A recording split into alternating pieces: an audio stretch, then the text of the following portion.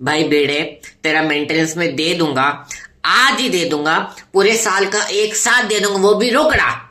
Finance problem.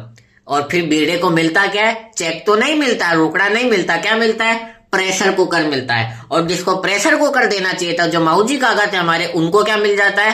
धन, पैसा मिल जाता है। देना उनको प्रेशर कुकर था, लेकिन उनको क्या देता है? धन दे देता है। और जिसको मेंटेनेंस देना था, उसको मिल जाता है प्रेशर कुकर। आप बोलो सर ऐसा कैसे हो सकता है? तो उसका रीजन सिर्फ एक ही था, वो थी बावरी। बागा जी हमारे थे, उनके प्यार में पड़ गए। अब जो आदमी प्यार में पड़ जाता है उसको वैसे ही कहाँ कुछ दिखता है। मैं तेरे प्यार में पागल हो चुका हूं। तो बागा जो था वो प्यार में पागल था। उसको जिसको कुकर दे के आना था उसको पैसा दे के आ गया, और जिसको पैसे दे के आना था उसको कुकर दे के आ गया। तो आज अपन इसी को डिस्कस करने वाले। So hi guys, welcome back to another short comics. तो कैसा आप लोग? तो आज अपन पढ़ने वाले प्रीपेड एक्सपेंसेस के बारे में। क्या होता है prepaid expenses? To without wasting any time let's begin the video. देखो बेटा, prepaid expenses are what? So prepaid expenses are those expenses which are paid in advance but not yet incurred or due. मतलब एक छोटी सी definition है कि prepaid expenses वो expenses होते हैं जो कि अभी तक ड्यू नहीं हुए हैं, एक्रू नहीं हुए हैं, लेकिन फिर भी आपने उसको पे कर दिया है। इसी एग्जाम्पल को आप इससे लेते हैं। उसने बोला ना जेठालाल ने, भाई बेटे तेरा मेंटेनेंस का चेक आज ही दे दूंगा, पूरे साल का एक साथ दे दूंगा, वो भी रोकड़ा। उसने क्या बोला? पूरे साल का एक साथ दे दूंगा।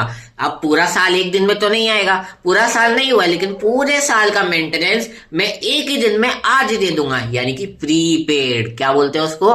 प्रीपेड। यानी कि अभी तक एक्रू नहीं हुए हैं। जब एक्रू जब होते हैं, जब वो सारे महीने आते हैं, अभी तक वो महीने नहीं आए हैं, लेकिन फिर भी उसको जेठालाल क्या बोलता है कि मैं तेरे को क्या दे दूंगा? पैसे दे दूंगा। तो डेट इज प्रीपेड एक्सपेंसेस, क्योंकि एक्सपेंसेस ही थे वैसे भी, correct. So this is prepaid expenses का कॉन्सेप्ट। अकाउंट ट्रीटमेंट देखते हैं। अकाउंट ट्रीटमेंट दो, क्योंकि प्रीपेड एक्सपेंसेस आपके एसेट होता है, क्योंकि आप ऑलरेडी पे कर चुके हो। अब जेठालाल उसको, अब वो तो भागा की गलती थी यार, उसको वो पैसे देने गया था पर एक रोकड़ दे के आ गया, लेकिन दे तो पैसे ही रहा था ना वो, तो पैसे दे के आ गया। तो जेठालाल अपनी बैलेंस शीट में क्या करेगा? एक दो एडजस्टमेंट करेगा। पहला एडजस्टमेंट क्या करेगा?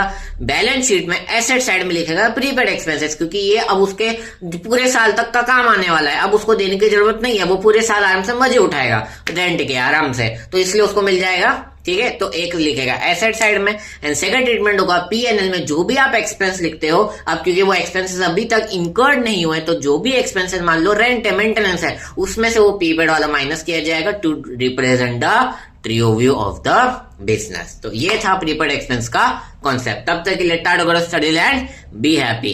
कैश की चेक ये बताना मुझे आप।